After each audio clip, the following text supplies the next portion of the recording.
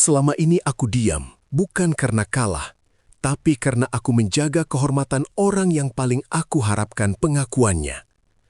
Tahukah kalian bagaimana rasanya menjadi bayangan yang berjalan di tengah keramaian? Ada, namun dianggap tiada oleh sosok yang seharusnya menjadi rumah. Air mata ini bukan sekadar tangisan pencari simpati, tapi sebuah ledakan dari bom waktu rasa sakit yang sudah aku pendam bertahun-tahun, demi menembus tembok dingin seorang denada. Aku tidak butuh harta atau kemewahan kalian. Aku hanya butuh satu kalimat jujur yang bisa membebaskan jiwaku dari penjara ketidakpastian ini sebelum semuanya terlambat. Lampu kamera yang menyilaukan tidak mampu menyembunyikan getaran di pundak Ressa Rosano saat ia tertunduk lesu. Di hadapan para pemburu berita, ia melepaskan segala benteng pertahanan dirinya yang selama ini tampak begitu kokoh di media sosial. Tetesan air mata itu bukan sekadar cairan bening yang membasahi pipi, melainkan tumpahan rasa sakit yang telah membeku selama bertahun-tahun dalam kesunyian yang mencekam. Setiap isakan yang keluar dari celah bibirnya seolah menceritakan ribuan malam yang ia habiskan dalam keraguan dan pencarian akan jati diri yang hilang. Publik yang biasanya sinis, kini terdiam, terpaku melihat sebuah duka yang begitu murni dan jujur, seolah mereka sedang menyaksikan runtuhnya sebuah gunung karang yang selama ini menahan badai sendirian, tanpa mengeluh sedikit pun pada dunia luar yang kejam. Bagi Ressa, perjuangan ini bukanlah tentang memperebutkan harta warisan atau sekadar mencari panggung di bawah lampu sorot popularitas yang fana. Ini adalah perjalanan spiritual seorang manusia yang merindukan sebuah kata sederhana, namun sangat berat untuk diucapkan: pengakuan. Ia menatap tajam ke arah lensa kamera, seolah sedang menatap langsung ke dalam mata denada, meminta sebuah validasi atas keberadaannya di dunia ini. Rasa lapar akan pengakuan ini telah menjadi api yang membakar batinnya, membuatnya sulit untuk memejamkan mata dengan tenang setiap malam. Ia merasa seperti sebuah bayangan yang berjalan di tengah keramaian, ada namun tak dianggap, nyata namun dianggap tiada. Pengakuan adalah kunci emas yang ia yakini mampu membuka pintu penjara emosional yang telah mengurung jiwanya sejak lama sekali. Di seberang sana, nama denada berdiri tegak sebagai simbol kekuatan dan ketegasan yang luar biasa dalam industri hiburan tanah air yang keras. Namun di mata Ressa, kekuatan sang diva justru terasa seperti tembok raksasa yang dingin dan mustahil untuk dipanjat dengan tangan kosong yang gemetar. Setiap kali Ressa mencoba mendekat, ia merasa seolah-olah sedang berhadapan dengan badai yang siap mengempaskannya kembali ke titik nol. Keheningan yang diberikan oleh pihak denada selama ini dirasakan Ressa sebagai bentuk penolakan yang lebih menyakitkan daripada kata-kata kasar sekalipun.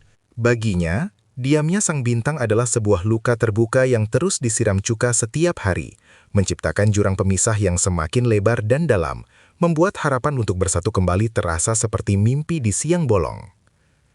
Tragedi ini bukanlah sesuatu yang baru saja tercipta kemarin sore, melainkan sebuah luka lama yang sengaja ditutup rapat, namun kini terpaksa dibuka kembali.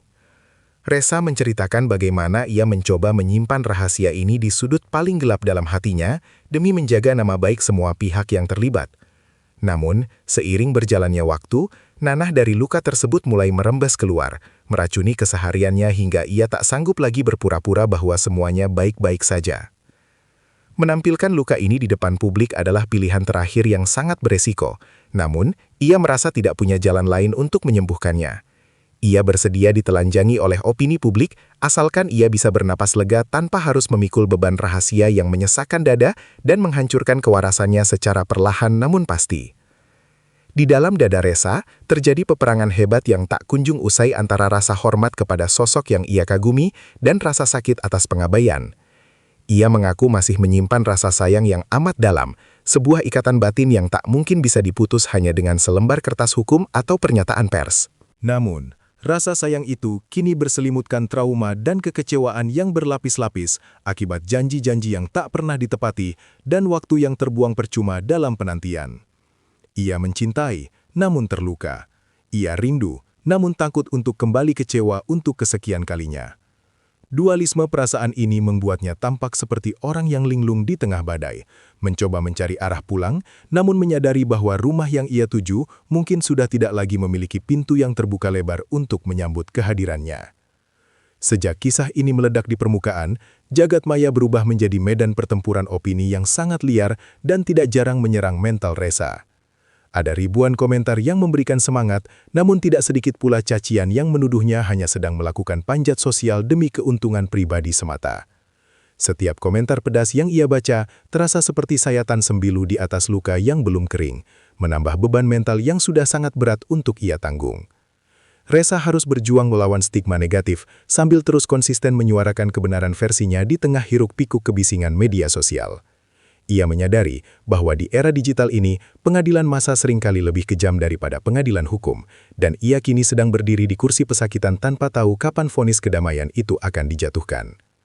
Langkah hukum mulai dipertimbangkan sebagai upaya terakhir untuk mendapatkan kepastian yang sah secara negara dan diakui oleh norma sosial yang berlaku. Reza tidak lagi ingin hanya sekedar mengibah atau memohon belas kasihan di depan kamera. Ia ingin keadilan yang terukur dan memiliki kekuatan hukum yang tetap. Tim pengacaranya mulai menyusun berkas-berkas masa lalu, mengumpulkan kepingan bukti yang berserakan untuk membangun narasi yang tak terbantahkan di meja hijau nantinya.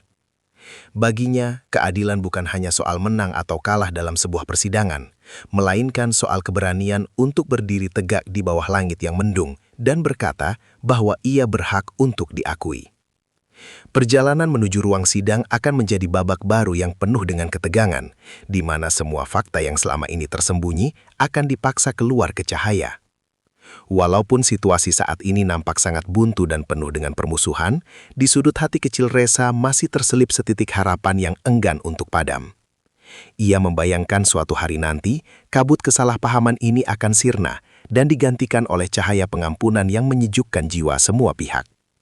Harapan itulah yang membuatnya sanggup bangun setiap pagi dan menghadapi kenyataan pahit bahwa pengakuan itu belum juga datang hingga detik ini.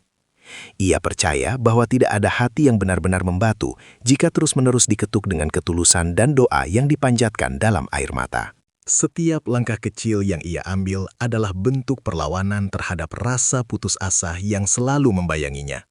Sebuah bukti bahwa keinginan untuk dihargai adalah kekuatan yang jauh lebih dahsyat daripada rasa takut akan kegagalan yang mungkin terjadi.